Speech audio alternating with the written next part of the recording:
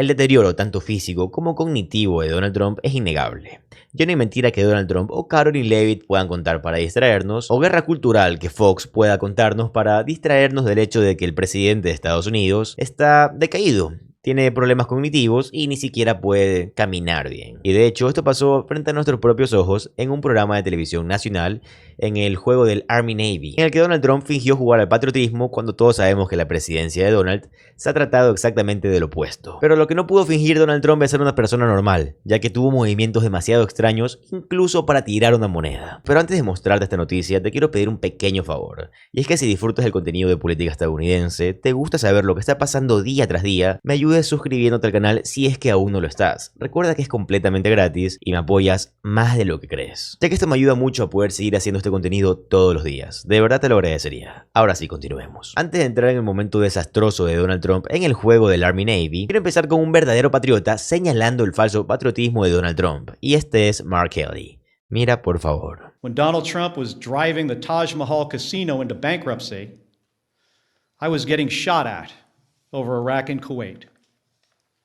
In 2001, after Donald Trump said that the collapse of the Twin Towers meant he now owned the tallest skyscraper in Manhattan, I was carrying flags honoring 9/11 victims into space on a rocket ship. In 2003, when Donald Trump was writing birthday greetings to the monster Jeffrey Epstein, I was the first on the scene to recover the bodies of my fellow astronauts who died when Space Shuttle Columbia exploded during re-entry. In 2011, when Trump was hosting a reality show and peddling conspiracy theories against President Barack Obama, I was sitting next to my wife's hospital bed as she recovered from a gunshot wound to the head. My point is this: I've been through a lot worse in service to my country. The president and Pete Hegseth are not going to silence me. They aren't going to keep me from speaking out. And they're not going to keep me from doing my job. Yo creo que nos corresponde hablar de lo antipatrióticos que son las personas dentro de esta administración. Donald Trump siempre está hablando de cómo odia las ciudades azules, de cómo odia a los estados azules y de cómo cualquier persona que no lo ame, no lo idolatre, no lo alabe, es un antipatriota, según Donald Trump. Y de hecho, esto es lo que Donald Trump ha hecho en contra de los periodistas, a quienes ha amenazado de, primero, desempleo, luego quitarles la vida y luego de encarcelamiento, si es que ellos llegan a hablar sobre su estado de salud. Pero bueno, Donald, creo que vas a tener que encarcelar a una gran cantidad de personas después de lo que pasó en el juego del Army-Navy, considerando todo lo que todos acabamos de presenciar hace unos días. Un tipo que finge ser un patriota porque se restriega contra la bandera. Él piensa que esto es ser un verdadero patriota en vez de preocuparse por la estabilidad del país. Siendo presidente, claro. Él piensa que eso es más importante que preocuparse por la estabilidad económica de un país que alguna vez fue la potencia más grande económica de todo el mundo. Pero claro, en el que actualmente muchas personas de su pueblo ni siquiera pueden comer o apenas pueden comer, viven al día. Muchos ni siquiera eso. Muchos necesitan los cheques del gobierno porque gracias a las políticas sin sentido de Donald Trump, ya sea presupuestarias, sociales o culturales, se han quedado sin trabajo. Para ser exactos, ya casi que 1.2 millones de desempleos o desempleados en menos de un año. Un 54% más que el año pasado que estaba Biden en la presidencia. Donald Trump debería preocuparse porque las facturas médicas no arruinen hogares, porque los niños tengan una educación digna. Donald Trump cree que ser un patriota es actuar como un tipo duro, un tipo fuerte, cuando realmente no lo eres, pero él cree que de eso se trata. Por eso Donald Trump tuvo que responder sobre el fallecimiento de 2 miembros en servicio, en lo que contradice la autofelicitación que Donald Trump se hizo hace un tiempo. You know how it happened? It was an ambush, terrible. We also have 3 wounded. They seem to be doing pretty well. But we mourn the loss. These are 3 great people. And it's just a terrible thing. Syria, by the way, was fighting along with us. The new president of Syria is, as they told me, and I'm not surprised, he's devastated by what happened. This was an ISIS attack on us and Syria.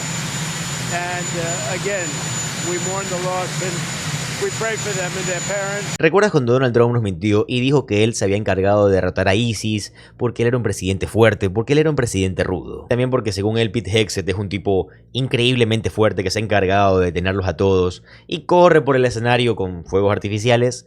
La verdad es tan ridículo y tan tonto todo esto. Pero bueno, ¿recuerdas cuando recibimos este anuncio? Pero claro que esto no es así, y esto lo podemos ver con la persona que es incapaz de mantenerse sobrio mientras está trabajando, el mequetrefe que está trabajando como secretario de Defensa de Estados Unidos, la persona a cargo del Pentágono y de las armas nucleares, volvió a fallar. Pero claro, lo que hemos obtenido todos desde que Donald Trump es presidente es una presidencia únicamente enfocada en hacer actos públicos y ya, no en buscar resultados ni en mejorar la economía. Pero incluso estos espectáculos creados para que Donald Trump se vea bien, no le salen bien. Y esto lo pudimos ver con el espectáculo del Army Navy, o el juego del Army Navy, en el que a Donald Trump se le designó algo sumamente sencillo, lo que es tirar una moneda.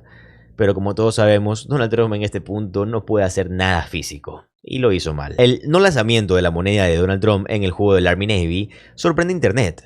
Parecía un extraterrestre totalmente desconocedor del concepto. Donald Trump encontró una nueva manera de hacer que Internet explotara hace unos días al hacer el lanzamiento ceremonial de la moneda antes del partido de fútbol del Army Navy.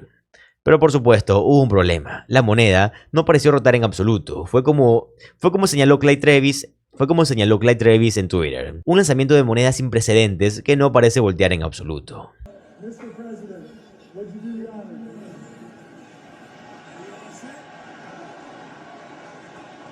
Well, it has been 3 weeks since the Washington Post broke the story about the two-strike attack on a small boat in the Caribbean, 1,500 miles from the United States.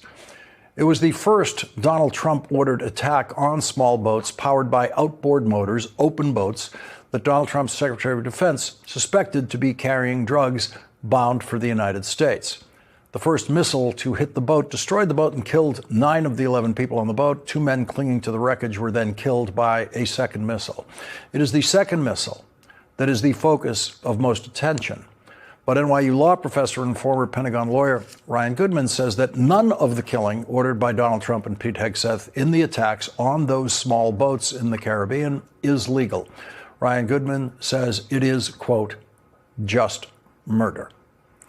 New reporting by the Washington Post today indicates the boat was not headed for the United States.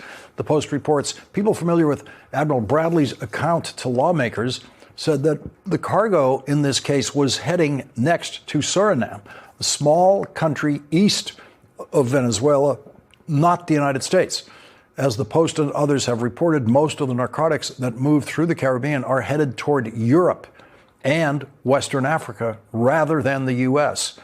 That further underscores that this boat was not a threat to the United States and not a lawful target, Todd Huntley said.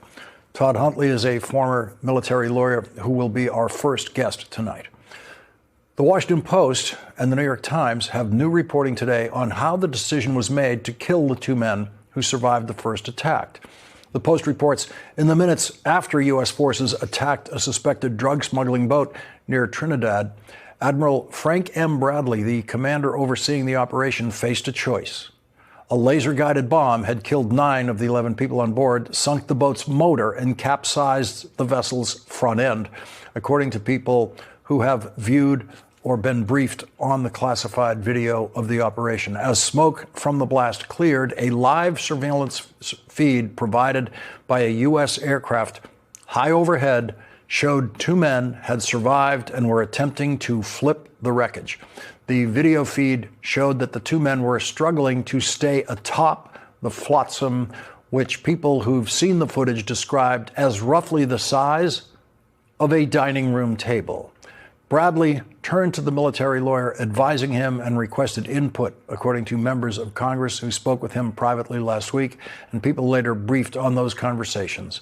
Under the law of armed conflict, were the men now shipwrecked and therefore out of the fight, rendering them unlawful targets? The admiral decided that definition did not apply, these people said. Instead, what Bradley explained to lawmakers left some with the impression that there was a prevailing lack of certainty about the existence of any drugs beneath the wreckage and whether the survivors had a means to call for help or intended to surrender. when he concluded that further action was warranted. He ordered a second strike, killing both men. The Washington Post reported there were 30-plus minutes between the first strike and the second. The Post reports that Admiral Bradley told lawmakers, quote, U.S. intelligence showed that everyone on the boat was a narco-terrorist, consistent with the administration's definition, which allowed for deadly force. That is the legal question here.